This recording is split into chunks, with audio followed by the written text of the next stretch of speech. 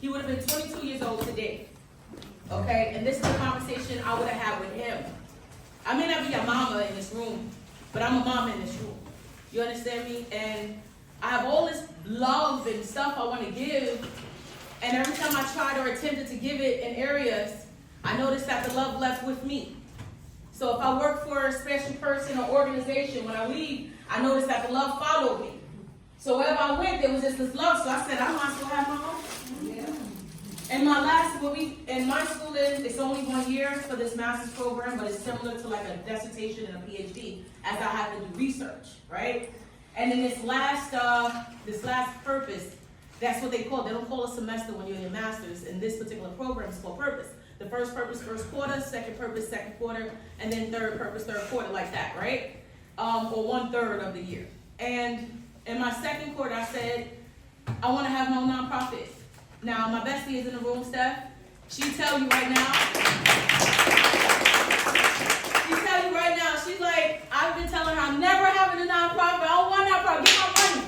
That's it, get my money, right? I wanted those, but then it was like, I want to give back. And I know in order to give back, I need to get that support of a nonprofit to do so, right? So let me get to how this night happened. So I did a lot of research over the last year, and I realized that engagement have gaps. There's gaps in engagement. So I asked people, how do you feel about the engagement of organizations? What do you think that they could do better? What is this? What is that? And I came up with, I think we designed this 3 times. So one of the times I designed it, I said, no, it's going to be a website. It's going to have all the resources on it. It's going to be what it is. And then I designed it another time. I said, no, I'm going to have all the resources behind me, and we're going to do a town hall, and I'm going to bring everybody to the table. But then I realized that there's some places, there's some credible messengers that work a particular position, and they like to talk a lot. They're very passionate, so they'll keep the mic going. They'll keep going. And it's like, but you didn't come here for mental health. You didn't come here for a youth program. You actually came here for housing. And I had somebody sitting here for housing, and they not able to speak the whole time. So you came for what? Why did they come outside? Maybe their voice is lower than that. So then I went back to the lab. I said, what else can I do? What would I be doing in this time right now in this season? I will be giving back to my son. I will be introducing him to folks. But then I thought of it too. So he's not my only child. I have 4 children. I have 3 on earth, 1 in heaven. Right? My oldest is 24 years old. She came home about 3-4 months ago, and she says, Mommy, I got a voucher. She got a voucher. She's lucky. Right? She said, Mom, I got a voucher. I don't know where to go. You got people. You know people. I'm like, I don't know nobody. I don't know nobody. And that's the thing. We don't know nobody, right? And I'm like, no, we know somebody. We just didn't ask anybody. We're not asking people for that. We're asking people other questions. We're asking them, did you watch Love and Hip Hop the other day? Did you look at the election? Yeah. We asking people about stuff that really, my individual person doesn't really mess, you know what I'm saying? Like, we asking that. But why we not asking, like, do you know somebody that can actually, I can use this voucher with? She asked me, I'm like, I don't know about it. And I'm stewing on this project, I'm stewing on school, I'm like, all right. So my thesis is around if we give information in a specific way, people will thrive, and it will improve the quality of life and folks that live in these places like East Harlem, in the projects, because that's where I've been. I've been grandfathered into the projects. I came from that. My grandfather lived in Webster houses in the Bronx. My grandmother lived in Mott Haven. My mom lived in Bronx Neck, moved to Lincoln. And now I've been in Wagner 20 years just about. I promise you this is the last year, because I'm going to be doing this a whole lot everywhere. You understand what I'm saying? So I had a lot that I practiced in the mirror today. And it's starting to fade, so I don't want to keep the mic too much, but I want to tell y'all, this could be you too. There's people that need help a specific way. Bring people together to do that. If you don't know how to do that, holler at me. Connect with me.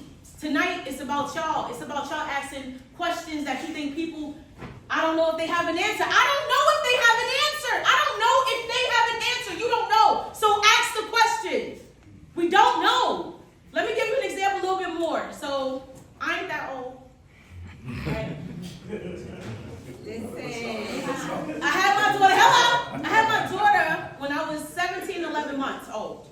I lived in my mama's house, and she wouldn't let me even have company. Bro, I was already doing me. You feel me? Like I had a kid, bro. Well, I can't, right? She wouldn't let me have company. She gave me a curfew. I remember being locked out at 10 o'clock at night with the chain on it, and I had to sleep outside with my baby. This is real life, right? But all she could say is my house. My house. I didn't understand that concept. Went in the shelter in and out for 5 years. More stuff people don't really know about me. Definitely did it. Got this apartment here, right? And now the child that I had, she's older. So now I'm hitting her with the, why the dishes in the sink? No, you can't do that in the house. Why you ain't locked the door? And I'm just doing this thing. How many people feel nagged sometimes? Now, she nagged me back too. She nags me back, and I'm gonna end it with this in a sec. So I'm doing this thing, and I'm realizing we need space. We need space. We need to be able to go out and cultivate and just get space, right? But we don't understand that that's also a cause of domestic violence in our homes.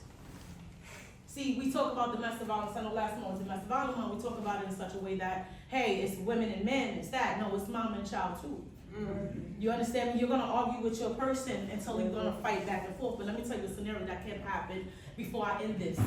So let's say I come home, right? My daughter, she works downtown. Hopefully she'll pop up because I love her. My babies is here. And she come home and she put a donut in the refrigerator, but she be getting like the best stuff. I'm telling you, she worked downtown. You feel me? It be shiny, it be looking good. And I ain't playing, I mean like the best stuff, and I shouldn't really, but I'm going for it, right? And 2 days go by, I'm gonna touch it. I don't know about y'all, I'm gonna touch it, right? It's in the refrigerator, whatever.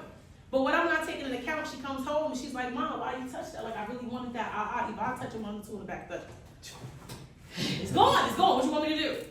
However, earlier that day, I don't know that she was getting an argument with her supervisor. She's also a supervisor. Maybe the people under her was getting on her nerves, right? Maybe on the train, somebody bumped her a little bit. She had an attitude. She was already upset and angry, right? She couldn't get to what she needed to get to fast. She was like, you know what, damn, I can't wait to get home to that donut. And although that sounds extreme, sometimes that's all we fucking need sometimes. Sometimes we just need a donut.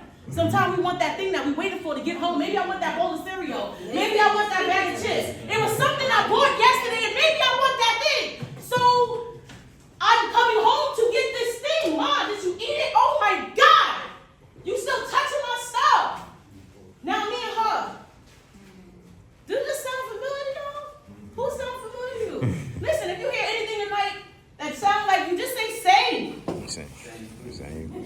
Just say same. Y'all can yell out same. It's my room. Say same. If that sounds familiar, say same. So this is what I'm going to ask of y'all tonight. As you ask your questions, say your name so you can actually be addressed by your name because you are a person in this space. You hear me? And if you hear somebody ask a question that you had, say same. So we're going to try that again. What color is that? Same. How tall are you? Same. Y'all know how to do this, right? All right, my name is Remy LeGray. I'm going to pass the mic. I'm going to let them introduce themselves, and then we're going to get this going. How this is going to work, you're going to just raise your hand really quick. You can stand up really quick once you get pointed at and say what you have to say. If you do not want to stand up for whatever reason, that's fine. Just put your hand up. Everybody else, let's play it quiet. If you have the same question, try to keep it low. All right? If you want to add something, just throw it up. We see you. We're going to try to get to everybody. At the end of this, you get the network. You can do what you need to do. And if you slowly take, once she's ready, y'all can just grab a piece and come back down if y'all can get quiet. Okay? So I turn it over to my wonderful panel.